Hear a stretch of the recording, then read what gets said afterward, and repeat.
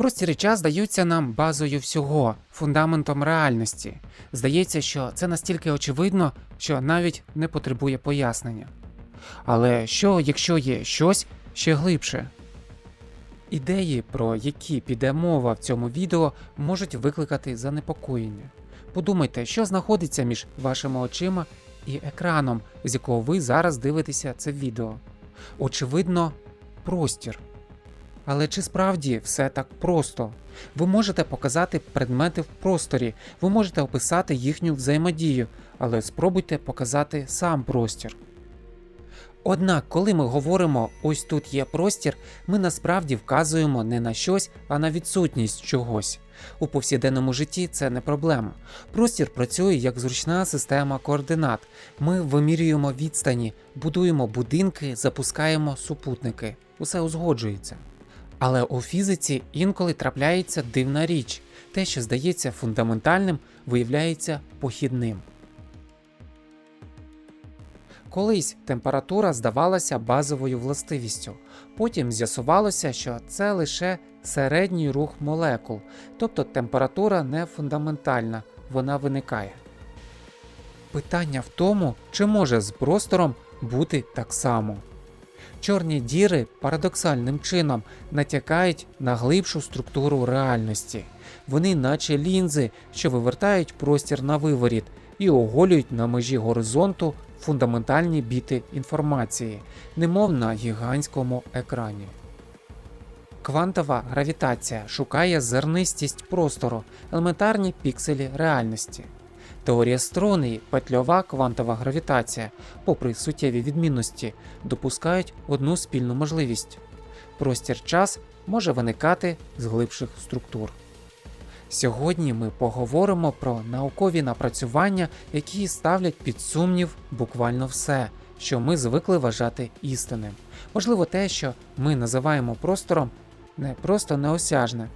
Можливо, його взагалі не існує.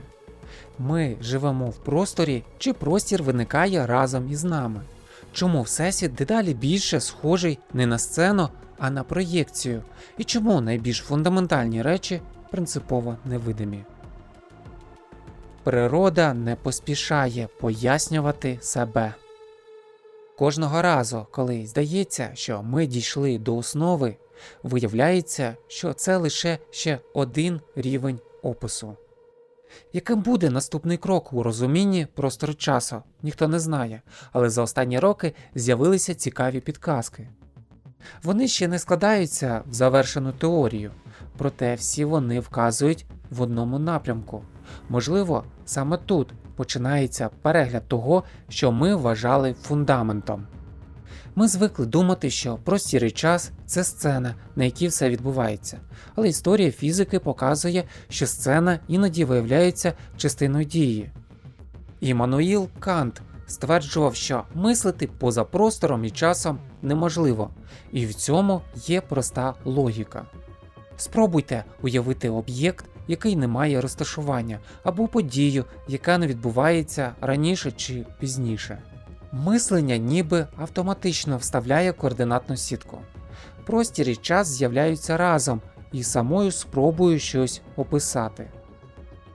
Але тут важливо розрізнити дві речі. Перше – як ми змушені мислити. Друге – як влаштована природа. Те, що певна форма опису для нас неминуча, ще не означає, що вона фундаментальна. У фізиці вже був подібний досвід. Колись здавалося, що твердість – базова властивість речовини. Камінь твердий, дерево тверде, метал твердий, але на мікроскопічному рівні нічого твердого немає. Є електромагнітні взаємодії між атомами. Твердість не зникає, вона реальна, просто вона виникає як колективний ефект.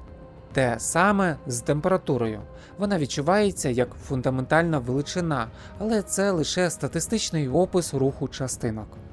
Тепер поставимо питання, а що якщо простір-час – такі ж макроскопічні властивості? Не ілюзія в сенсі вигадка, а явище, що виникає. Коли фізики говорять, що простір-час може бути не фундаментальним, вони не заперечують його існування. Вони припускають, що на найглибшому рівні опис може не містити координат узагалі. Як на атомному рівні зникає поняття твердості, так і на ще глибшому рівні можуть зникати самі поняття де і коли. Можливо, базова структура реальності не розгортається в просторі. Можливо, простір – це спосіб, у який певна система взаємозв'язків виглядає на великому масштабі. І якщо це так, то остаточне пояснення природи може зробити простір і час не чіткими, а навпаки, похідними. Це не руйнує наш всесвіт. Ми й далі вимірюємо відстані та користуємося годинниками. Але це змінює відповідь на запитання, що саме лежить в основі всього цього. У загальній теорії відносності простір-час гладкий. Він може викривлятися, але залишається безперервним. У квантовій теорії все поводиться інакше.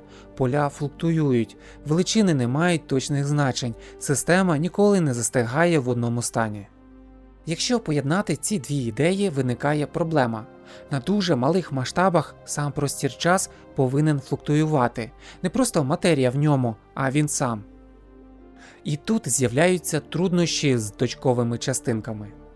Якщо частинка – це математична точка, то всі квантові коливання зосереджуються в цій точці. Розрахунки починають давати нескінченності. Один із способів пом'якшити це – замінити точки протяжними об'єктами. У теорії струн елементарна частинка – не точка, а маленька струна. Коливання розподіляються по довжині, нескінченності стають контрольованішими. Це не доведене рівняння, але воно показує напрям, можливо, проблема в самій ідеї точки. Це і відкриває шлях до узгодження квантової фізики з загальною теорією відносності. Тепер інше питання. Якщо на найменших масштабах простір-час хаотично флуктуює, чому ми бачимо його гладким? Відповідь може бути простою. Ми завжди усереднюємо. Наші органи чуття не реагують на мікроскопічні коливання. Прилади також мають скінченну роздільну здатність. Ми сприймаємо середнє значення. Якщо флуктуації випадкові, то підйоми і спади частково компенсуються.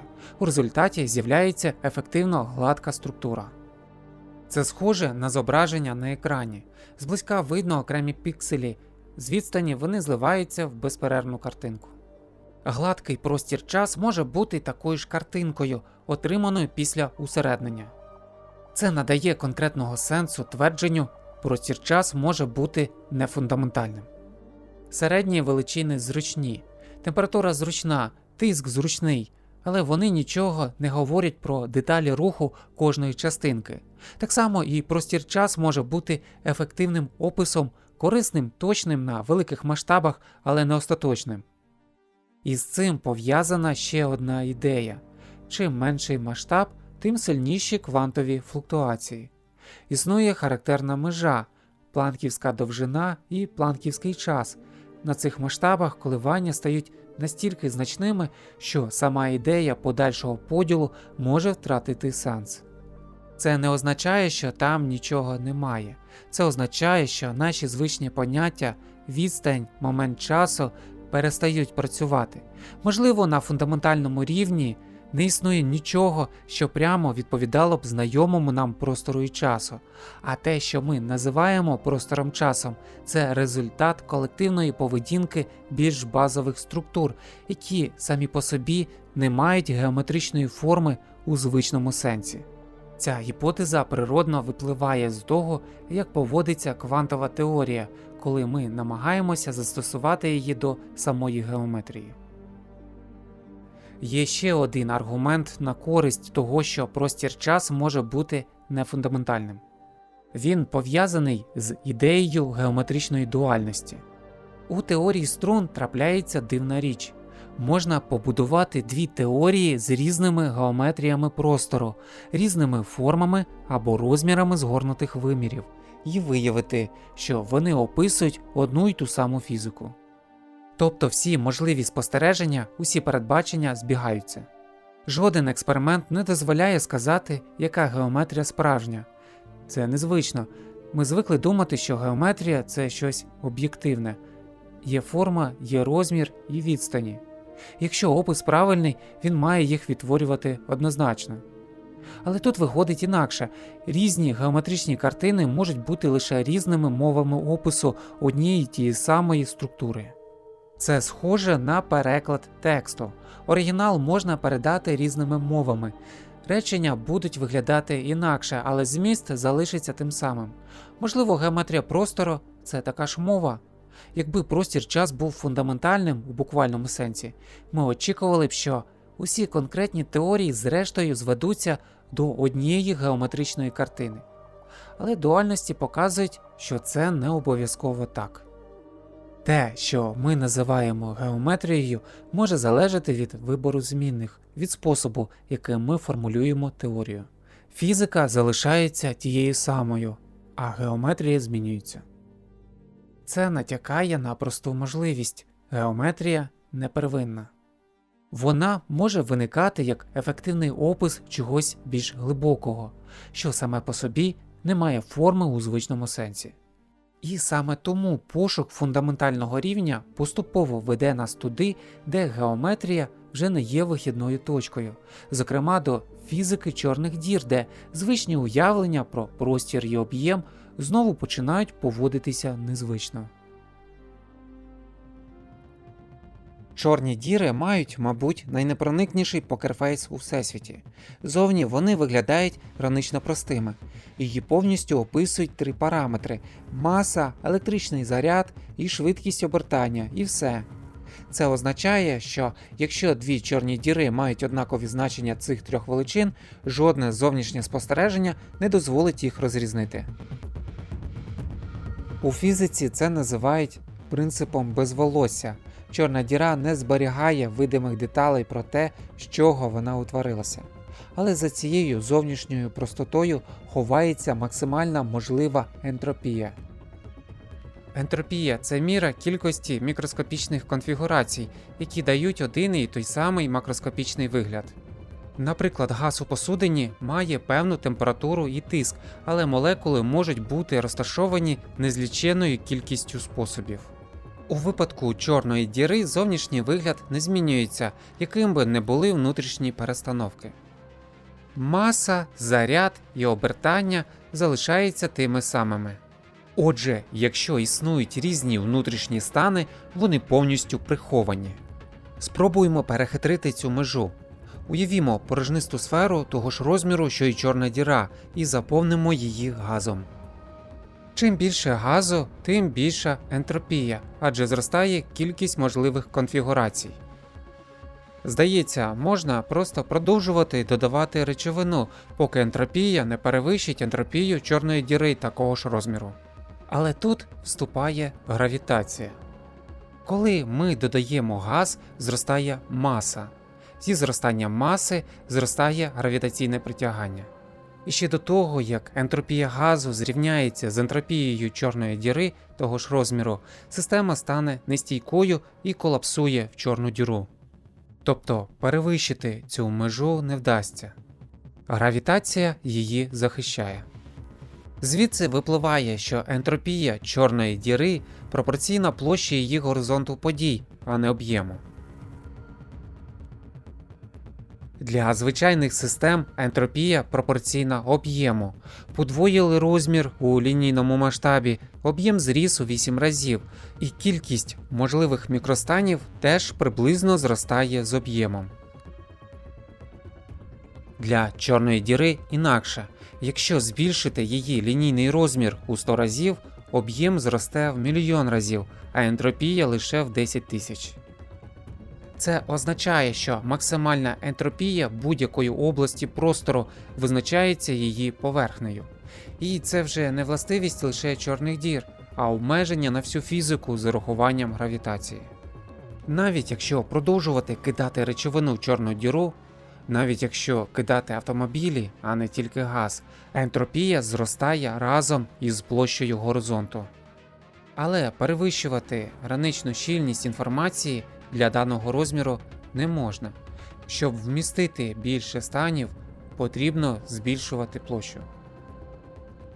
Отже, межа ентропії говорить щось фундаментальне. Кількість фізично можливих станів у регіоні визначається не об'ємом, а межею цього регіону. Це підводить до ще однієї ідеї. Якщо розбити горизонт подій на елементарні ділянки розміром порядку планківської довжини, то ентропія чорної діри пропорційна кількості таких ділянок.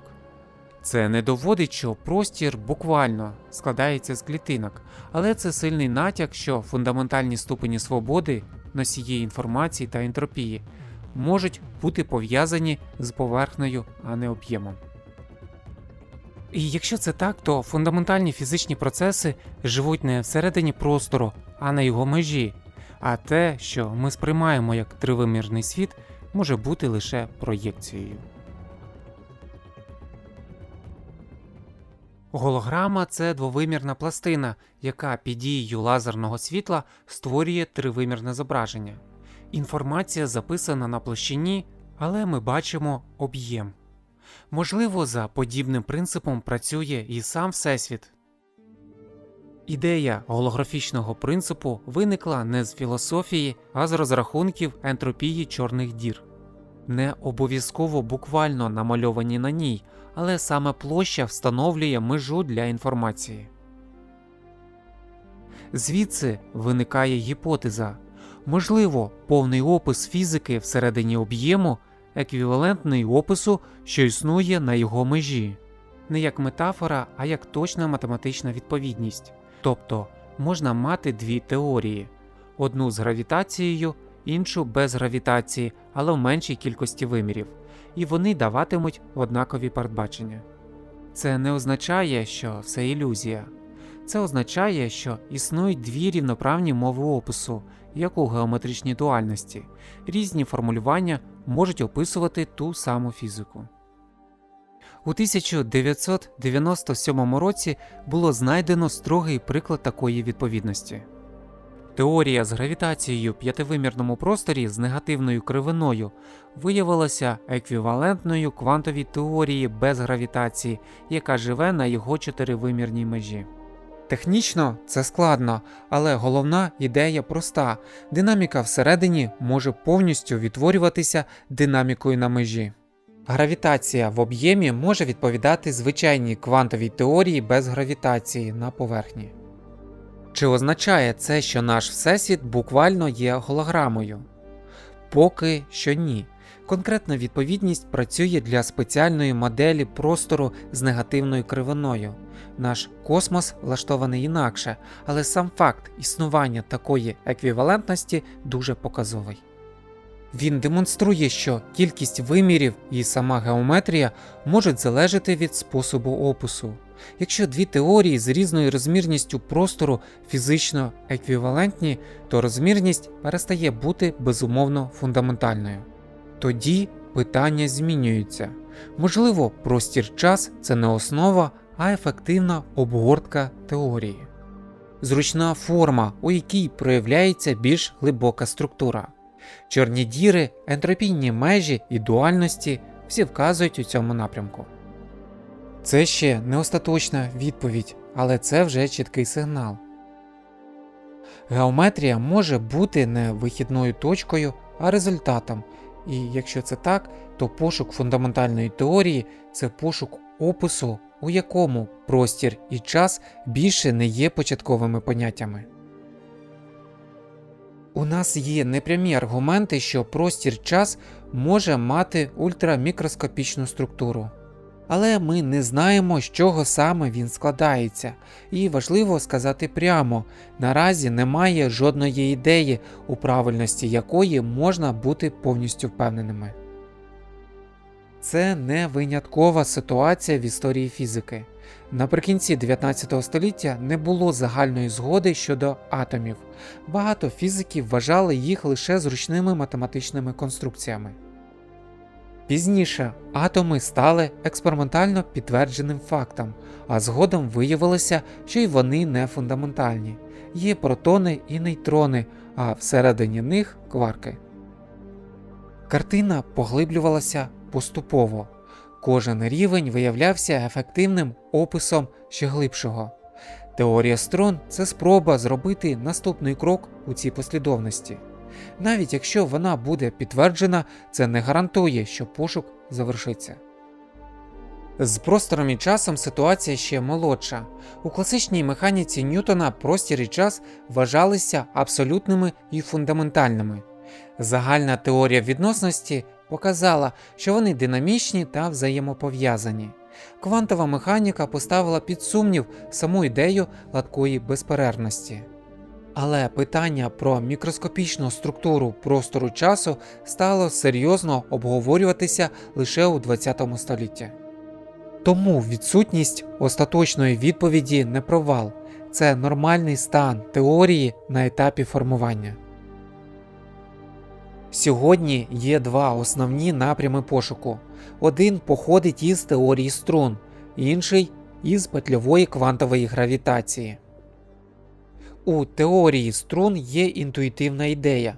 Якщо ми говоримо про тканину простору-часу, можливо, вона справді виникає з більш елементарних об'єктів – струн. Як тканина складається з ниток, так і геометрія могла б виникати з великої кількості взаємодіючих струн.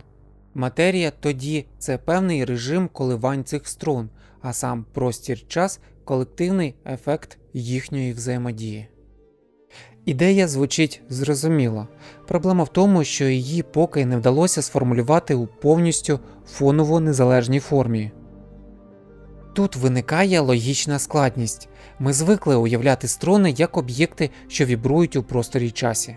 Але якщо простір-час має виникати із колективної поведінки струн, то до їхнього зшивання немає ні простору, ні часу.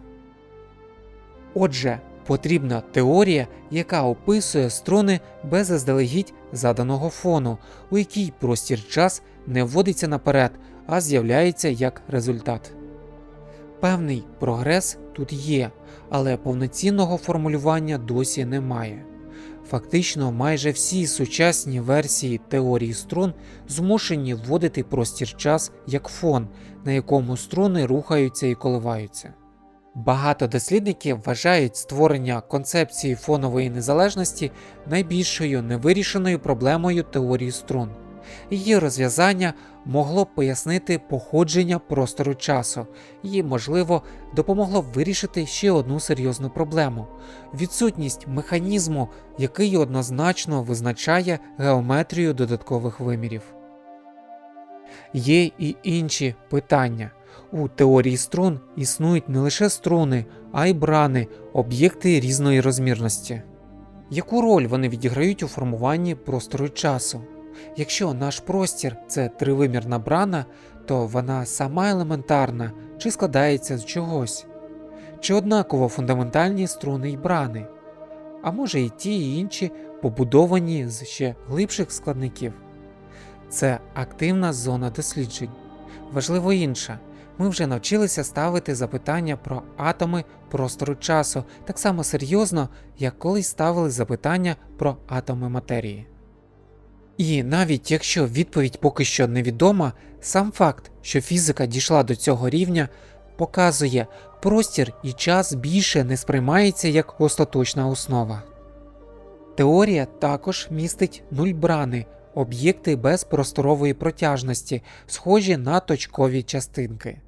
На перший погляд, це виглядає як крок назад, адже теорія струн відмовилася від точкових об'єктів, щоб приборкати квантові флуктуації гравітації і пов'язаних із ними нескінченностей.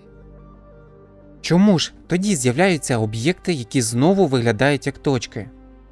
Різниця в тому, що нульбрани не ізольовані, до них приєднані струни.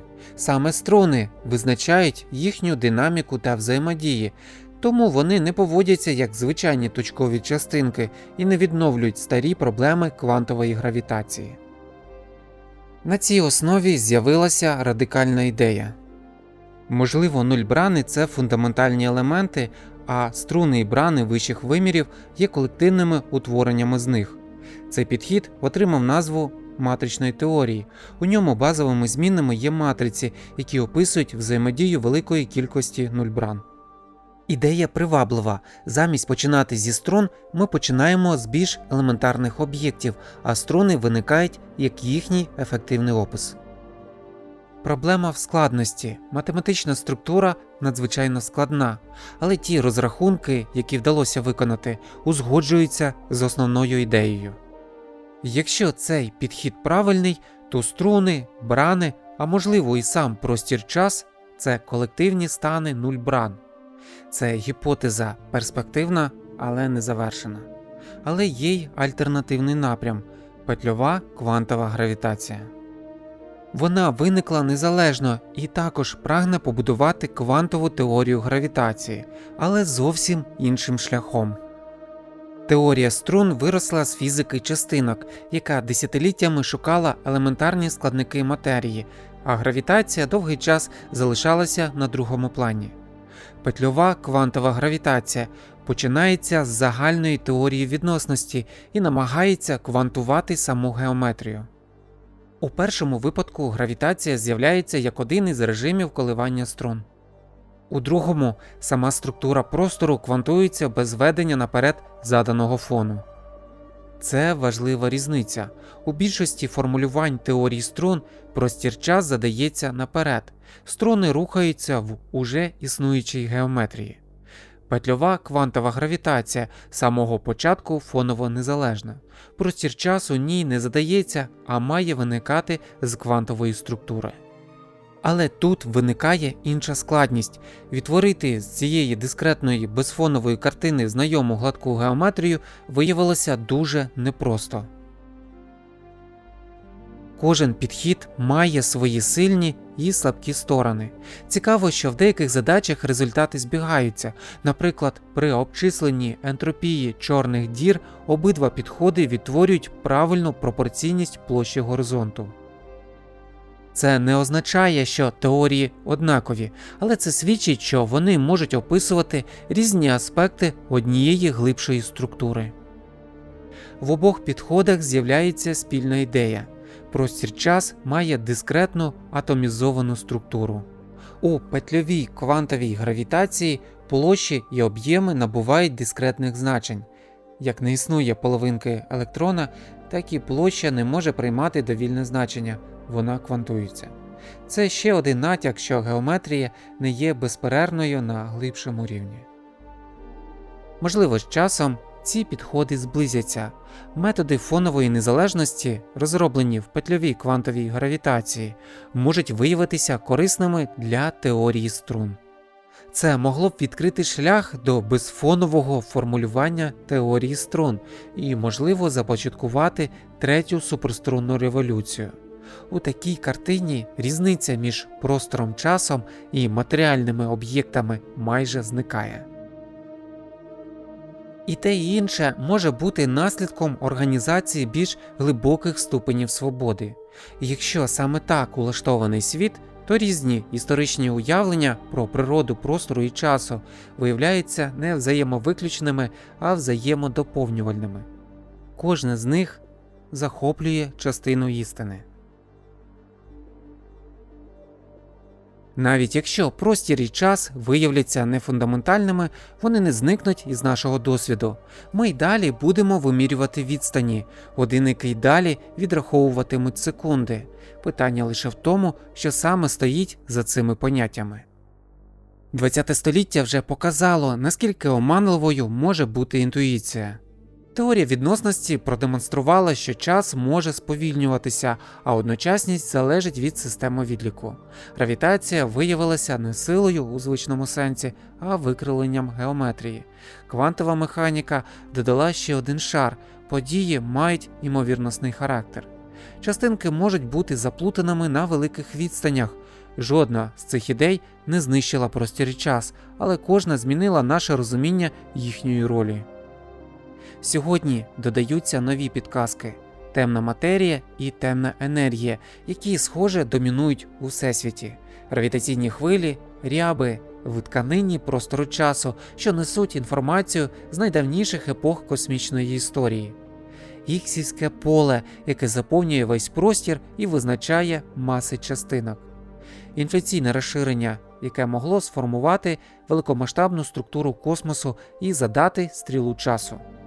Теорія струн, додаткові виміри, брани, ідея виникаючого простору часу, уявлення про те, що сама тканина реальності може складатися з глибших, позапросторових і позачасових сутностей. Усе це показує, що простір-час не є пасивним тлом. Перевірити глибші ідеї складно, потрібні як прискорювачі високих енергій, так і точні космологічні спостереження. Можливо, найглибшу мікроскопічну структуру реальності ми відкриємо не в лабораторіях, а в небі, у відбитках раннього Всесвіту. Ми вже знаємо, що квантові флуктуації в ранньому Всесвіті були розтягнуті космічним розширенням і стали зародками галактик. Тобто астрономічні спостереження вже дозволяють вивчати квантові ефекти. Можливо, той самий механізм зберіг сліди ще глибших процесів – квантової гравітації, фізики струн або атомізованої структури самого простору часу. Всесвіт розтягнув і розсіяв їх у небі у вигляді тонких, але спостережуваних сигналів. Якщо такі сліди існують, вони можуть бути зафіксовані у великомасштабній структурі Всесвіту або в реліктовому випромінюванні. Мабуть, немає нічого більш завершеного і красивого, ніж усвідомлювати ультрамалу природу простору, часу і матерії, просто мовчки вдивляючись в зорі.